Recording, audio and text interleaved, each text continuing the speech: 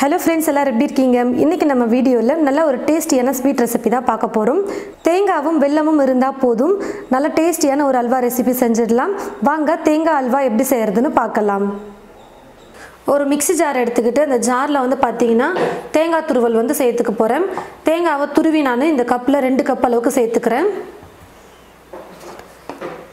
நீங்க சின்ன சின்னதா தேங்காவை கட் பண்ணிட்டு கூட நீங்க மிக்ஸில போட்டு அரைச்சு எடுத்துக்கலாம்.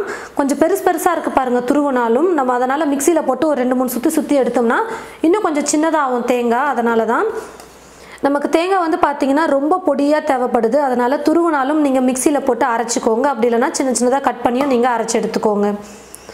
இப்போ மொத்தமா 2 கப் அளவுக்கு நான் தேங்காய் துருவல் சேர்த்து இப்போ நான் மிக்ஸில போட்டு நல்லா அரைச்சு எடுத்துக்கிறேன்.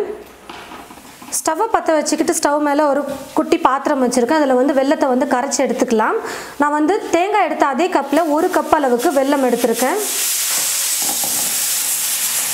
வெல்லம் கரையிறதுக்காக மட்டும் தண்ணி சேர்த்துக்கிட்டா போதும். சும்மா ஒரு 2 ஸ்பூன் அளவுக்கு நான் தண்ணி சேர்த்துக்கிறேன். தூசி கல்லெல்லாம் இல்லாத மாதிரி வெல்லம் உங்களுக்கு கிடைச்சதுன்னா நீங்கள் அப்படியே தேங்காயோட சேர்த்து வெல்லத்தையும் போட்டு அரைச்சி எடுத்துக்கலாம். ஒருவேளை தூசியெல்லாம் இருக்கிற மாதிரி இருந்தால் இந்த மாதிரி கரைச்சிட்டு சேர்த்துக்கோங்க.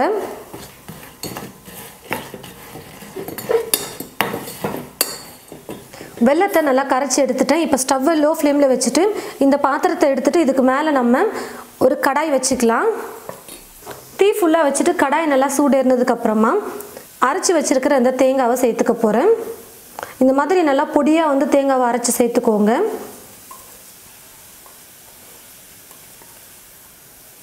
ஸ்டவ்வை மீடியம் ஃப்ளேமில் வச்சுட்டு இப்போ இது கூட நம்ம கரைச்சி வச்சுருக்கிற வெள்ளை கரைசலை சேர்த்துக்கலாம். வடிகட்டிட்டு சேர்த்துக்கோங்க.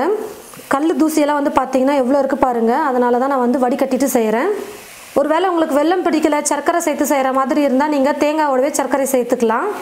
இந்த மாதிரி வடிகட்டிட்டெல்லாம் சேர்க்க வேணாம். இப்போ இது கூட வந்து பார்த்தீங்கன்னா பால் சேர்த்து நம்ம செய்ய போகிறோம். பால் சேர்த்து செய்யும் போது டேஸ்ட் வந்து சூப்பராக இருக்கும் அல்வாவோட டேஸ்ட்டு. பால் வந்து 1 கப் அளவுக்கு நான் சேர்த்துக்கிறேன். காய வச்ச பால் இது. இப்போ இது எல்லாத்தையும் சேர்த்து நம்ம குக் பண்ண நல்லா கெட்டி ஆகிட்டு வரணும் அல்வா.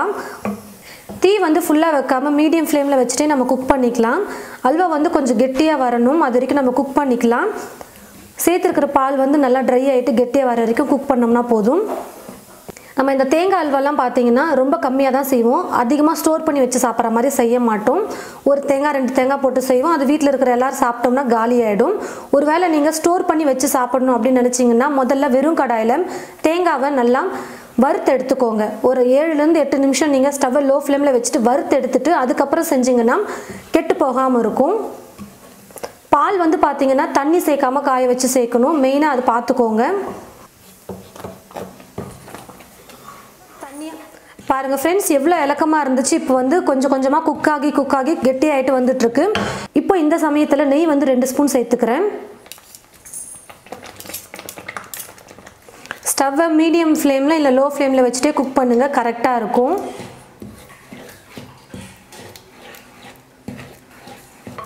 பாருங்கள் ஃப்ரெண்ட்ஸ் நல்லா கெட்டியாக வந்துருச்சு. இன்னும் ஒரு 5 நிமிஷம் நம்ம ஸ்டவ்வை மீடியம் ஃப்ளேமில் வச்சுட்டே குக் பண்ணோம்னா இன்னும் நல்லா கெட்டியாக வந்துடும்.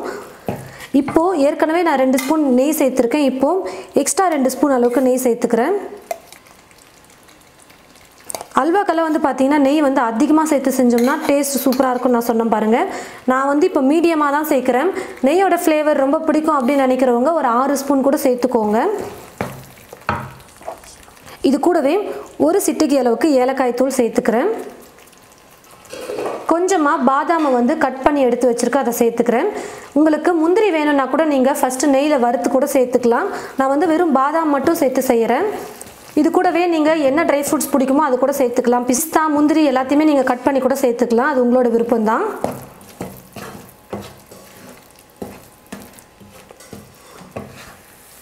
பாருங்கள் ஃப்ரெண்ட்ஸ் அல்வா வந்து நல்லா கெட்டியாக வந்துருச்சு. இந்த அளவுக்கு கெட்டியாக இருந்தால் போதும், சாப்பிட்றதுக்கு கரெக்டாக இருக்கும். இல்லை உங்களுக்கு இன்னும் நல்லா உதிரியாக இருக்கிற மாதிரி கொஞ்சம் வேணும், இன்னும் நல்லா கெட்டியாக வேணும் அப்படின்னு நினச்சிங்கன்னா இன்னும் கொஞ்சம் நேரம் கூட நீங்கள் குக் பண்ணிக்கலாம். ஆனால் இந்த அளவுக்கு கொஞ்சம் இலக்கமாக இருந்தால் கரெக்டாக இருக்கும் நம்ம ஸ்பூனில் அள்ளி சாப்பிட்றதுக்கு அல்வா. இப்போ நான் ஸ்டவ் ஆஃப் பண்ணிடுறேன். பாருங்கள் ஃப்ரெண்ட்ஸ் ரொம்ப டேஸ்டியாக சூப்பராக நம்ம தேங்காய் அல்வா வந்து ரெடி பண்ணிட்டோம். எல்லா அளவுகளும் வந்து கரெக்டாக நம்ம போட்டு செஞ்சுருக்கோம். இதே அளவில் நீங்கள் தேங்காய் அல்வா செஞ்சிங்கன்னா கண்டிப்பாக ரொம்ப சூப்பராக வரும். தேங்காய் அல்வா நீங்கள் உங்களோட வீட்டில் ட்ரை பண்ணி பார்த்துட்டு எப்படி இருக்குன்னு மறக்காமல் கமெண்ட் பாக்ஸில் வந்து கமெண்ட் பண்ணுங்கள். இந்த வீடியோவை மற்றவங்களுக்கும் ஷேர் பண்ணுங்கள்.